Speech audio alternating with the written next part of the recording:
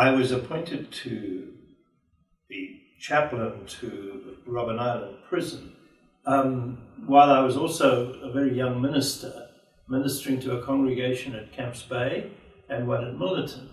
Two fairly upmarket places, and obviously white suburbs in those days. And then there was this trip across the water to this barren island once a month.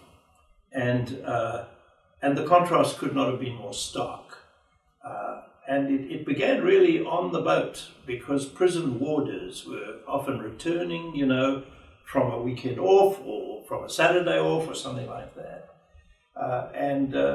The conversation of these guys and the crudity and the way in which they viewed their job was very ugly to me. And then getting to the island, we didn't know it was going to be a political prison initially when I was appointed. So it was only when I got there that I discovered that there was this segregated group, the politicals, for whom a special building, a special prison was being built. And of course I was there when the Rivonia prisoners arrived, Mandela and the group, and Robert Sobukwe was also there. And it was encounters with Robert and with that group that so powerfully influenced me. I spent, many hours with Robert because he was alone, and I could have an hour or so with him each time I went. And I was discovering this man was a giant, and a man of incredible moral and spiritual depth, as well as somebody with an acute understanding and insight into the country that we lived in.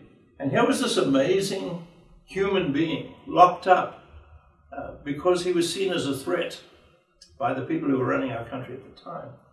And the same was then true, pardon me, of the Rivonia group, with whom I had a much more arm's length contact, because they just arrived. They were regarded as the most dangerous prisoners possible. They were not allowed out of their cells, even to hold a church service. So I had to walk up and down the corridor in that cell block, which so many millions of people now visit, and look into each cell as I was trying to conduct a service and to preach, trying to bring some word of encouragement and hope to these guys who were there. They were caged even on a Sunday morning.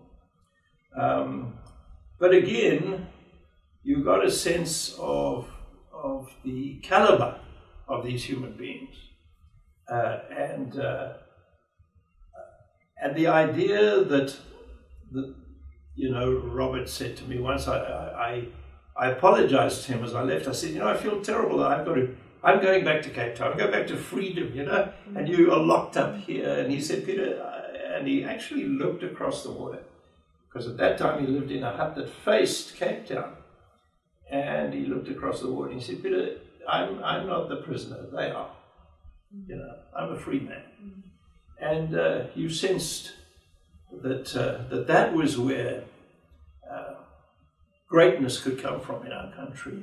And what was happening in our parliament at the time was anything but great. It was pettiness, it was bitterness, it was hateful actions, it was negativity, it was everything that makes life less worth living. And so, yes, that contrast made a very big impact on me.